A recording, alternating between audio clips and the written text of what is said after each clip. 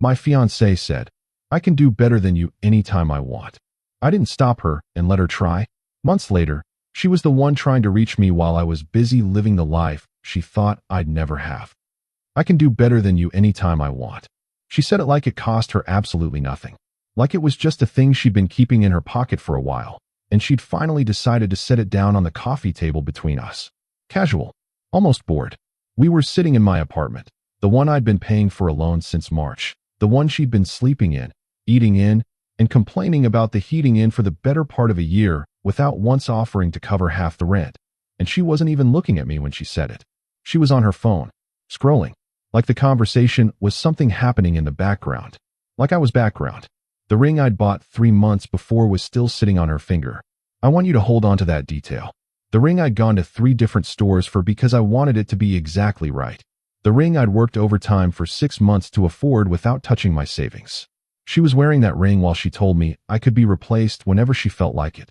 And here's the thing that I didn't expect, the thing that surprised me more than anything she actually said. My chest didn't cave in. My hands didn't shake. My throat didn't close up. Something inside me went very, very quiet, like a room where all the furniture has been cleared out. Still, clean. And into that stillness, I said one word. "Okay." Just that. She looked up from her phone. She looked at me the way people look when they've said something in a language they expected you to understand, and you've responded in one they didn't know you spoke. "Okay," she repeated. "Yeah," I said. "Okay. Then go ahead. Do better." She stared at me, long enough that the silence started to feel like weather. She'd been waiting for panic. For the familiar cycle, the grenade, the scramble, the apology I'd rehearsed without knowing I was rehearsing it. That cycle had played out more times than I could count over the last 18 months. Different grenades. Same cleanup. And I had always shown up with the broom. Every single time. But not this time. "You're actually serious right now?" she said. It wasn't a question. "I'm very serious," I said. She looked at me for a long moment. Something moved across her face, something I hadn't seen in her expression before. Not sadness. More like surprise. The kind of surprise that has a little bit of fear tucked behind it. She covered it fast. She put her phone in her bag. She stood up. She adjusted the ring on her finger. Adjusted it, not removed it, and walked toward the door. At the door, she paused. She turned just slightly. "Don't regret this," she said. I didn't say anything. She waited. I still didn't say anything. The door opened. The door closed. And I sat there alone in the apartment that cost me $1,400 a month, and I exhaled. Fully. Completely. Like a breath I'd been holding for years and had stopped noticing. I didn't know it yet. But that one slow exhale was the beginning of the most important 12 months of my life. Let me tell you what was actually at stake that night. Not just the relationship. Not just the ring. I was 29 years old. I'd lost my father 2 years before I ever met her. And I want to be honest about this because it matters to what happened next. I'd been vulnerable in a way I hadn't understood yet. When grief hits you that completely, you reach for anything that feels solid. She had been warm and present and funny, and she made me feel less alone in a period when everything felt like standing in an open field with no shelter anywhere. I moved fast. Too fast. I understand that now. But when you're drowning, you don't think about the long-term integrity of whatever you grabbed hold of. You just hold on. By the end of the first year, she'd essentially moved in. By the second year, I proposed. By the third year, I was paying almost everything while she described her career as coming together soon. A phrase that had been coming together for 26 months without anything actually coming together. And I'd been managing. Not thriving. Not growing. Managing. Her opinions about what I lacked had gotten sharper every few months. The casual comments that used to be occasional became regular. The way she talked about my job, with this slight wince, like she was describing something slightly embarrassing. The way she talked about my ideas, warmly dismissive, the way you might receive a child's drawing. The way she managed my friendships, not demanding I see them less, just making it slightly inconvenient every single time until I started preemptively saying no before she could sigh. I told myself it was stress. I told myself all relationships had friction. I told myself love meant patience. And all of that might have been true in theory, but I was using it as a reason not to look directly at what was happening, which was erosion. Slow, daily, barely visible erosion. And I hadn't fully counted the cost until she said those 11 words, and the overwhelming thing I felt was relief. That scared me more than the breakup. Because if I was that relieved, how bad had it actually gotten? If you enjoy real stories like this, subscribe, because what happened next changed everything for me. I was 29. She was 28. We'd been engaged for 7 months. My colleague Nathan had been building a freight management software company for almost 2 years. He'd been asking me to join him since the beginning. I had a background in operations and process optimization, and he needed someone who could hold the business side together while he built the product. He believed in what they were doing. I believed in it too. Every time he pitched me, I could see it. But every time I got close to saying yes, I talked to Amber about it and come away feeling like the idea had gotten smaller. You have stability, she'd say. You have benefits, health insurance, a salary you can count on. Why would you throw that away for something that might not even work? She said it like the answer was obvious. Like ambition without a safety net was just recklessness wearing a different name. And I'd listened. Because I loved her. And because part of me, a part one didn't want to look at, was afraid she might be right. The morning after she left, I called Nathan at 7:15. He picked up on the second ring. I'm in, I said. He was quiet for exactly 2 seconds. Then, what happened? Everything that needed to, I said. The first week after she left was strange in a way I wasn't prepared for. I kept waiting for the pain to arrive. I kept expecting the weight of it, the hollow grief, the sleepless nights, the inability to eat. I'd been through breakups before. I knew the format. I knew how the mornings were supposed to feel. I knew about the specific silence of a bed that used to have someone else in it. I knew about reaching for your phone and having nobody to reach for. I prepared myself for all of that. But it didn't come. Not in the way I expected. Instead of hollow, I felt spacious. I cooked dinner on the second night, and nobody commented on whether I'd overseasoned it. I watched something I'd been wanting to watch for 4 months and nobody sighed, shifted, checked their phone, or suggested we watch something else. I went to sleep without the low-level tension that had apparently been living in my chest for so long it had become part of the architecture. I woke up and there was nothing already waiting for me. No emotional maintenance scheduled for the day. No one's mood to read before I'd finished my first cup of coffee. No invisible exam I hadn't studied for. The apartment, the one that had always felt slightly hostile under her occupation, like a place I was allowed to exist in but not quite own, suddenly felt like mine again. Like rooms that had been on long-term loan were finally returned. I walked through it slowly on the second evening. I stood in the kitchen for a while. I stood in the doorway of the bedroom. I sat on the couch and looked at the living room. And I thought, this is mine. This space is mine. And then, almost immediately, when did I stop feeling like anything was mine? That question didn't let go of me. It followed me into the morning, into work, into the quiet evenings. When had I stopped feeling like my own space was mine? When had my own plans stopped feeling like mine? When had I started needing permission to be excited about something? I didn't have answers yet, but I was finally asking the questions. And asking them felt like the first real thing I'd done in months. Ben came over on Saturday. He didn't make a production of it. He just showed up with pizza and the quiet energy of someone who'd been thinking about what they were going to say. We ate without talking much at first. Then I told him the whole thing. The apartment. The phone. The ring still on her finger. The 11 words. My one word back. When I finished, he put down his slice and looked at me. Can I tell you something? He said. That I probably should have told you about a year ago? Go ahead, I said. I watched you disappear, he said. I looked at him. Not physically, he said quickly. You were here. But the guy I knew, the one who used to call me at midnight because he'd had some idea he couldn't get out of his head, the one who used to drag me to things because something sounded interesting, the one who had this forward-facing energy like he was always pointed at something just ahead of him, that guy stopped showing up. And every time I noticed, there was a reason that had her shape to it. I didn't say anything. I'm not blaming her for everything, he said. That's not what I'm saying. But I am saying, I missed you. The version of you that was actually you. I looked at the pizza and chewed slowly. I didn't look at him for a while. Because he was right. And hearing it from outside myself made it real in a way that felt heavy and clarifying at the same time. Like being handed a mirror you'd been avoiding. The second week, Amber texted. Not an apology. Not even an opening that acknowledged what had happened. Just, have you had time to think about things? Like we'd had a minor disagreement. Like we were two adults who'd had a perfectly reasonable conversation that just needed a follow-up. Like the ring, the 3 years, the 11 words, the closed door, like none of it had any particular weight. I stared at the message.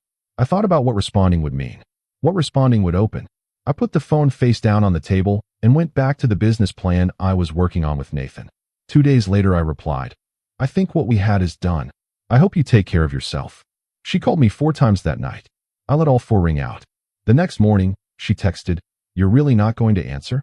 I didn't. And this is the part one want to be clear about. It wasn't cruelty. It wasn't punishment. It wasn't some strategic silence designed to hurt her. It was the clearest and most honest thing I'd ever communicated to her, that I'd meant what I said, and I wasn't available for the cycle that came after. I'd paid for that cycle too many times. I was done making deposits. By week 3, I was in Nathan's world fully. 12-hour days minimum. Sometimes 14. We were working out of his apartment while we hunted for real office space. We built pitch decks and then tore them apart and rebuilt them. We called potential clients and got cut off and called again. We ran financial models until after midnight and then found errors and ran them again from scratch. I came home every night used up completely, but it was a different kind of used up than I'd known in years. Not the kind that comes from managing someone else's emotions while your own quietly burn out. Not the exhaustion of shrinking. The good kind. The kind where you're pouring yourself into something real, and the emptiness at the end of the day is the emptiness of having actually spent yourself on something worthwhile. I'd forgotten that feeling existed, and finding it again felt like recovering something I hadn't known I'd lost. Week 4, Ben told me something I hadn't asked for, but had already suspected. He'd been at a mutual friends gathering. Amber had been there. With someone. He said it carefully, the way you deliver news to someone who might react badly. But I wasn't going to react badly. I could feel that already. Comfortable? I asked. Yeah, he said. Comfortable. I nodded slowly. The kind of comfortable that isn't new. That's what the word told me without him having to say it. How long do you think? I started. Don't, he said. He was right. I stopped myself. But the math was running in the back of my head anyway. The shift in her over the last several months. The new sharpness. The way, "I can do better than you," had landed not like a threat from someone who was hurt, but like an announcement from someone who had already decided. Said without anger. Said without tears. Said with the flatness of something already settled. I went for a run. 6 miles. Came back. Showered. Worked for another 3 hours. I didn't sit in it. Because sitting in it was a luxury I couldn't afford with the life I was building. And also, and this is the part one still think about, because even that confirmation didn't break me. And if it didn't break me, that told me something important about what had been quietly breaking all along. 3 months after she left, everything changed. Nathan called me from the parking lot of a building in the Pacific Northwest. His voice was doing the thing it does when he's trying to hold something carefully. "The shipping company," he said. "The ones who passed in October?" I said. "They called back," he said. "On the pilot?" "No," he said. "Full contract." There was a number that followed. I'm not going to tell you the number because this isn't about the money, but I will tell you that I sat down on my kitchen floor when he said it. I didn't plan to sit down. My legs just made the decision. I sat there on the kitchen floor with my phone pressed to my ear, and I looked at the ceiling of the apartment I'd been paying for alone for 8 months, and I understood, completely, suddenly, all at once, that the thing Amber had called irresponsible had just become the best decision I'd ever made. She had been so certain, so sure, said it with such confidence that even I had started to believe the ceiling she'd placed above me. I sat on that floor for a few minutes. Then I stood up, called Nathan back, said, "Okay, what do we need to do next?" And we went back to work. Real office space came around month 4. A converted warehouse, high ceilings, inconsistent heating, floors that were original and slightly uneven, an echo that took getting used to. But it was ours.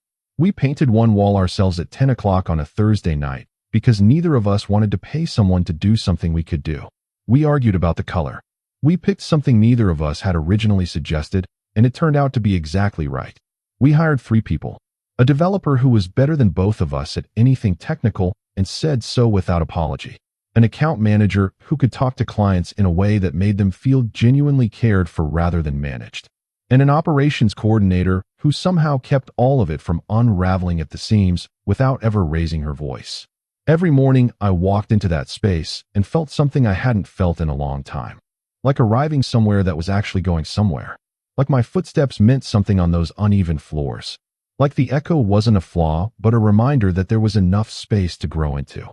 And somewhere in the middle of all of that, in the middle of the 12-hour days and the rebuilding and the slow emergence of something real, something happened to me personally that I hadn't engineered. I started to like who I was. Not loudly.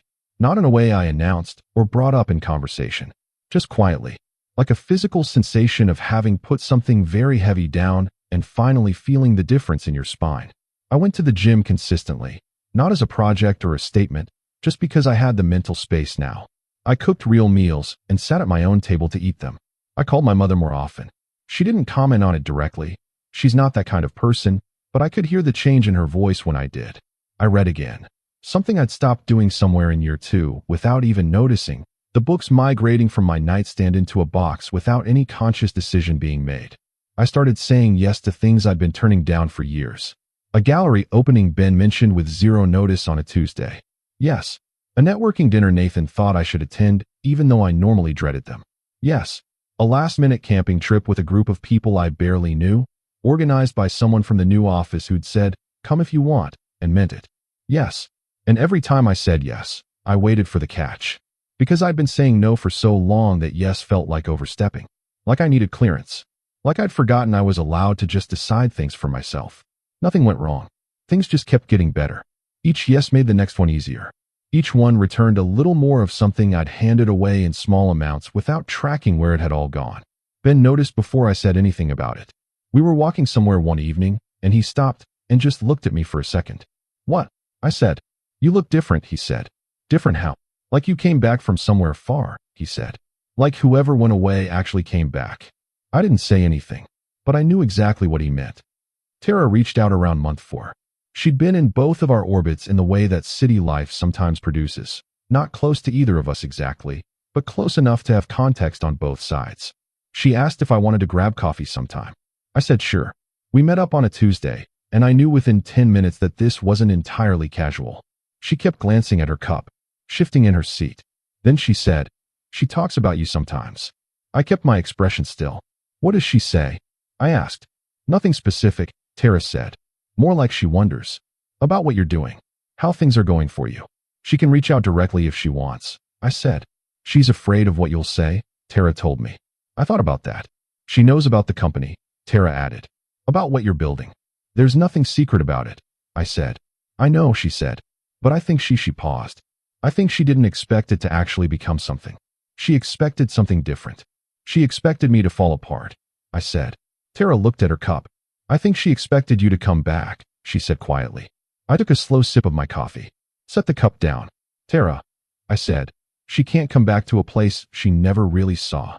We talked about other things after that, but I drove home understanding something I hadn't put into words until that moment. Amber had said, "I can do better than you," because she expected it to terrify me. She expected me to beg. And when I didn't beg, she expected me to collapse. And when I didn't collapse, she expected me to drift. To go sideways. To become evidence that she had been right about my ceiling all along. My success, our success, had rewritten the story she'd been telling herself about what I was and wasn't capable of. And that was the real thing she was struggling with. Not the loss of me as a person. The loss of her version of me. The comfortable, shrinking version. The one who stayed inside the edges she'd drawn. Month 5. Nathan brought in a consultant. Go-to-market strategy. Her name was Clara. She was precise without being cold. She pushed back on things in meetings without making it feel like combat. She thought out loud in a way that was genuinely interesting to follow. Not performing thought, actually thinking. I noticed her immediately. I told myself it was professional. That was partially true. We had 4 strategy sessions over 3 weeks. Every single one of them ran over time. Not because we were bad at managing sessions. Because neither of us seemed to want them to end. At the close of the 4th one, we were both packing up slowly. She said, "You do this thing where you go very still right before you say something important." I looked at her. "Do I?" I said. "Yeah," she said. "Like you're checking it before you let it out. Making sure it's right." "Force of habit," I said. She tilted her head. "A good one," she said. And then, "Are you always like that? Or is this just how you are at work?" "Honestly," I said, "I'm still figuring out the difference." She smiled. "That's a very honest answer," she said. "You seem like someone who prefers that," I said. "I find it saves a lot of time," she said. I laughed. She paused while she put her notebook in her bag.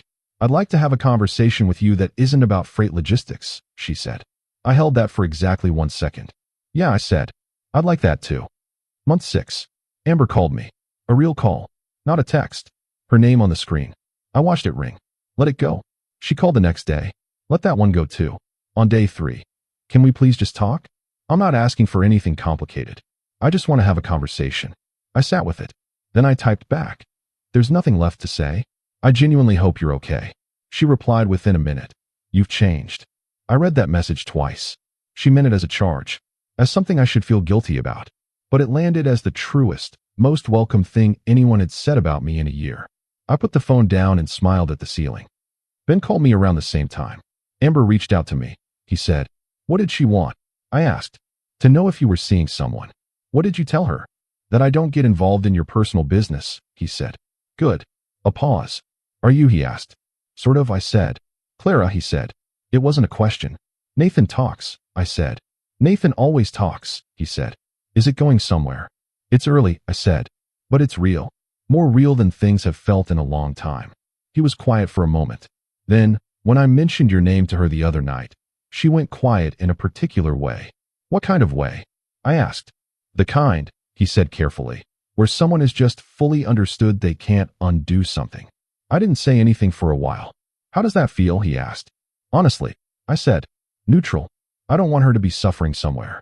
But I'm also not looking back. There's nothing back there calling me." He was quiet.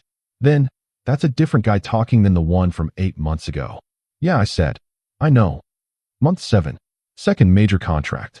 Different industry, smaller number, but significant. Undeniably significant. We were becoming something you could point at. Nathan and I went to dinner to Market. A real restaurant. A good one. Not the kind where we went in thinking about the price. He looked slightly embarrassed ordering the wine. "We can afford it," I said. "I'm aware," he said. Still getting used to that sentence. We ate slowly and talked about where we were going. And at some point he looked at me across the table and said, "Can I ask you something that isn't about the business?" "Go ahead," I said. "Do you ever think about how differently this whole thing would have looked? If she hadn't. If things hadn't gone the way they went." I thought about it properly. Not a defensive answer. An honest one. "I think," I said slowly, "I would have kept waiting for permission. Kept telling myself I needed to be more stable before I could take the risk. Needed to have a bigger cushion. Needed the timing to be better. And the timing never gets better because the timing is an excuse. I would have kept saying yes to you in my head and no out loud for another year. Maybe 2. Maybe until you'd moved on and built this with someone else." He nodded. "She leaving," I said, "meant I had nothing left to protect. No version of myself that needed to look stable or responsible or safe. All the things I'd been using as reasons to wait, they evaporated overnight. So I just went for it." He was quiet for a moment. "Funny how that works," he said. "Not funny," I said. "Just true." Month 8.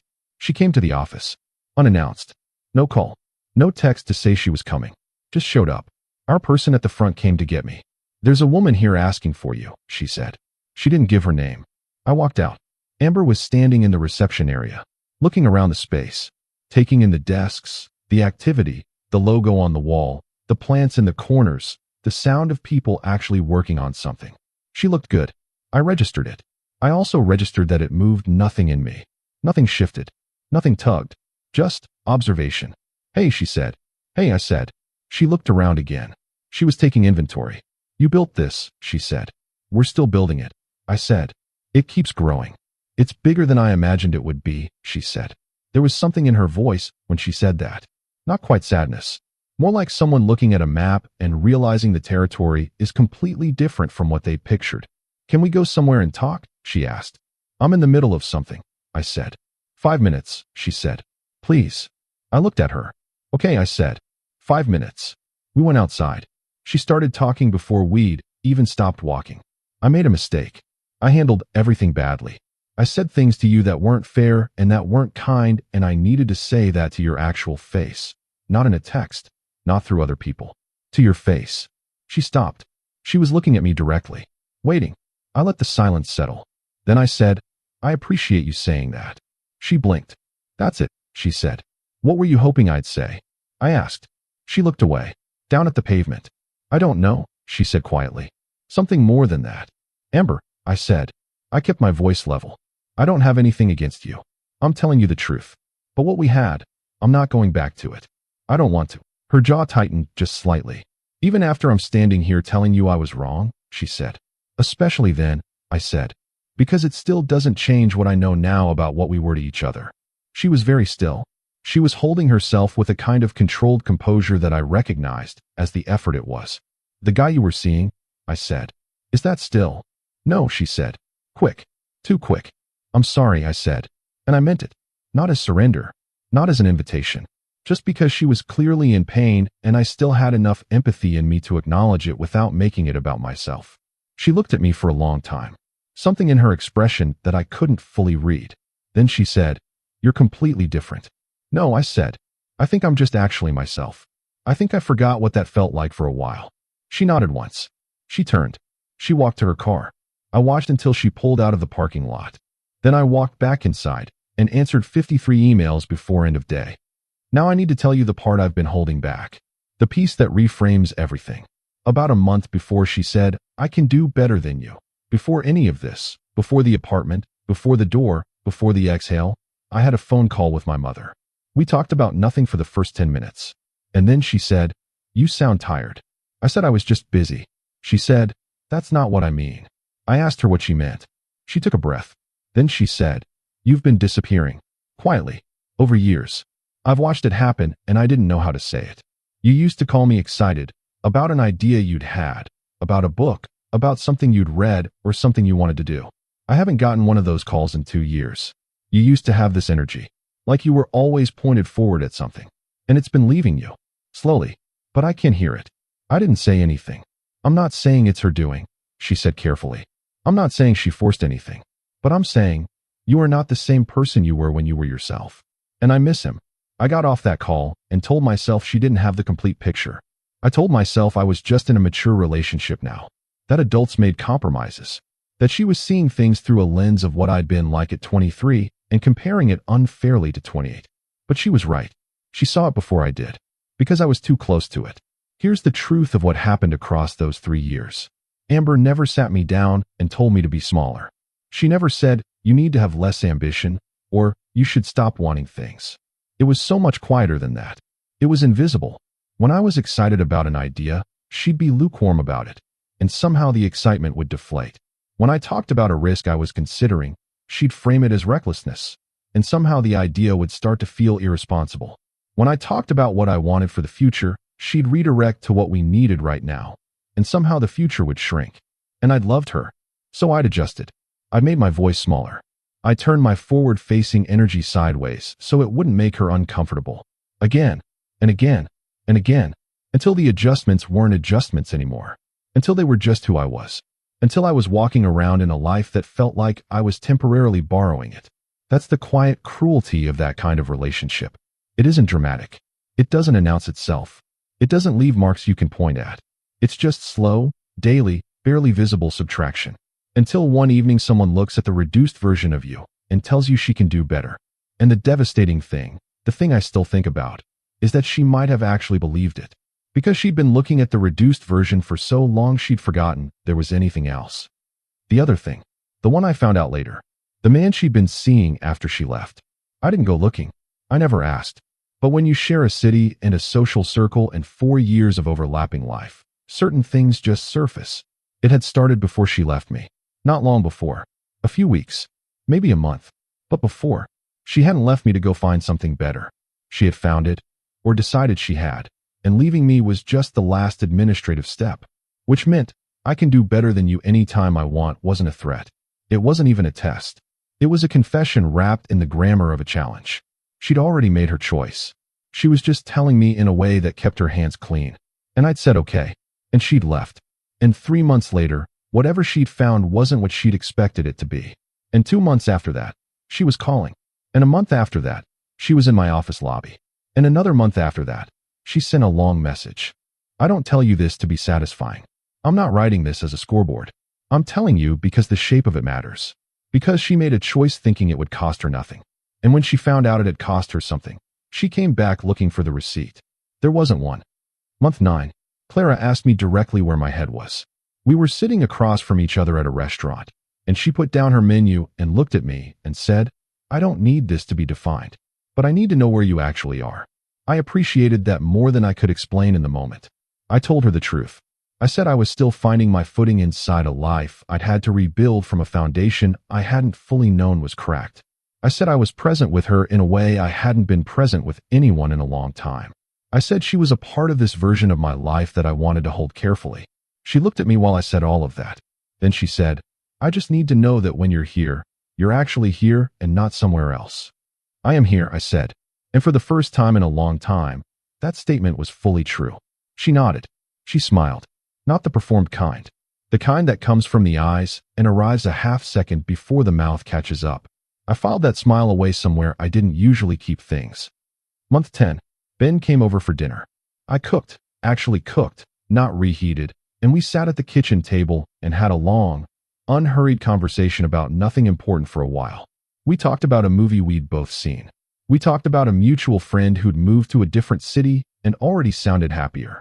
We talked about nothing in the very specific way that only old friends can talk about nothing, where the content doesn't really matter and the whole thing is really just about still being in each other's lives. At some point, he looked around the apartment with a particular kind of attention. It's different in here, he said. I looked around with him. New couch, one I'd picked without being second-guessed. Different art on the walls. Things I'd actually chosen for no reason other than I liked them, which turned out to be reason enough. 3 plants on the windowsill. I have to acknowledge the plants separately because I have a documented historic inability to keep plants alive. Multiple attempts. Multiple failures. And yet, these 3 were alive and apparently thriving. Books on the coffee table that I'd actually been reading, not just moving from surface to surface. A kitchen that smelled like a place someone cooked in, lived in, existed in intentionally. Yeah, I said. It feels like someone actually lives here, he said. Good lived in. Not just surviving here. I thought about how different that sounded from the way the apartment had felt a year ago. Like a waiting room with furniture in it. Like a place where time was being stored rather than spent. Like somewhere I was just maintaining myself until something better became available. For a long time, I said, I think I was just occupying this place. Going through the motions of a life without really being inside it. And now, he asked. Now it's mine, I said. All of it. The plants and everything. He laughed. He raised his glass. I raised mine. We didn't need to say anything after that. Some things don't need language when the evidence is sitting right there on the windowsill. Month 11. Amber sent a long message. Not a text. An actual composed message. Thought through. Drafted and redrafted, I could tell. There was a precision to it that she only had when she'd been turning something over for a long time. She said she'd had a lot of time to think. She said she understood now that she'd done damage in ways she hadn't wanted to look at before. She said she knew she'd been unkind at the end of things, and probably for longer than just the end. She said she'd grown. She said she wasn't asking for anything specific.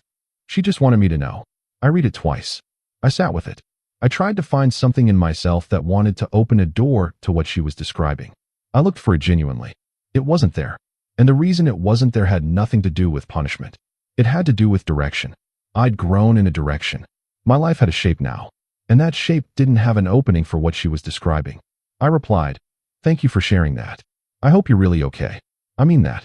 But I'm in a different place now, a good one, and I'm going to stay here. Take care of yourself. She took 3 days. Then, I'm glad you're happy. I mean it. And I believed her. And that was the last thing of any real weight that passed between us. Here's the thing nobody tells you about becoming yourself again. It isn't dramatic. There's no single moment where the light changes and everything suddenly makes sense. There's no morning you wake up and feel a switch has been flipped. It's quieter than that. More gradual. More embedded in ordinary days that don't announce themselves. It's the morning you wake up and realize you've been waking up like this for a while, without a low-level tension already sitting in your chest before you've even opened your eyes. It's the meeting where someone pushes back on your idea and you engage with the pushback directly and thoughtfully instead of going quiet and bracing for what follows. It's the evening you're driving somewhere you actually want to be and a song comes on and you feel it completely. Not halfway, not with one part of your mind somewhere else, completely. The fullness of it. The entirety of the moment, without anything bleeding off it. It's the afternoon you're sitting in an office that didn't exist 14 months ago and you understand, without needing to announce it to anyone, without needing it witnessed, that you made this. Not with permission. Not with someone else's approval functioning as fuel. Not with safety guaranteed before you'd taken the first step. Just with a decision.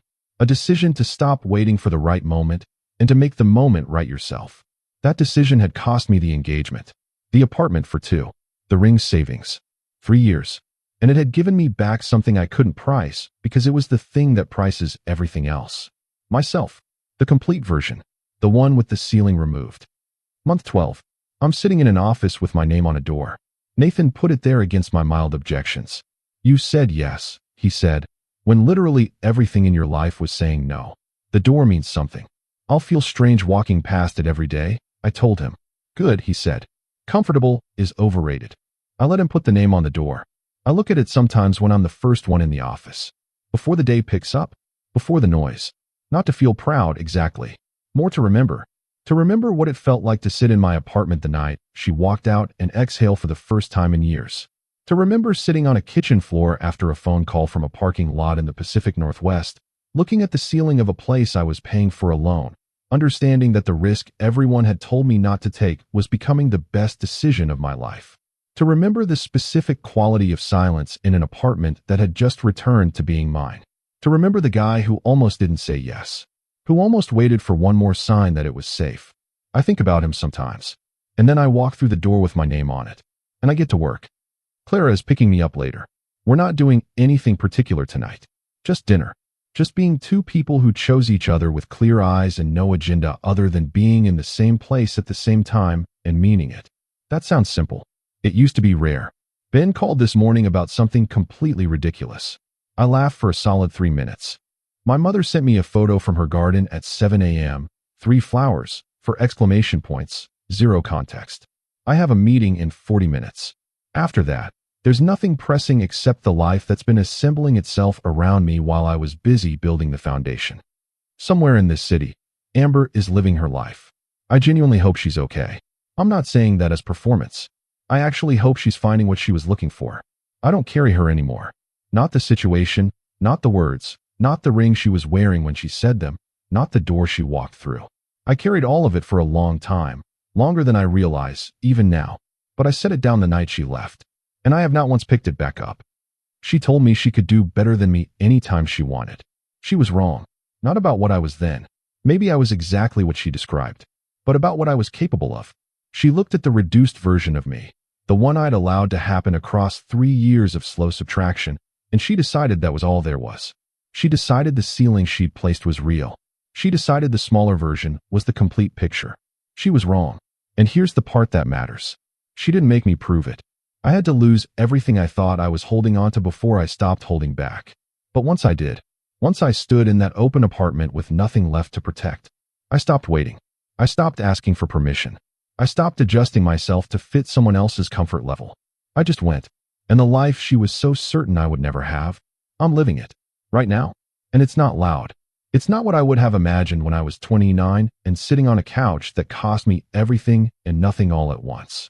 It's quieter than that. More solid. More mine. It just feels like breathing. Like finally, after years of holding something in without knowing it. Just breathing.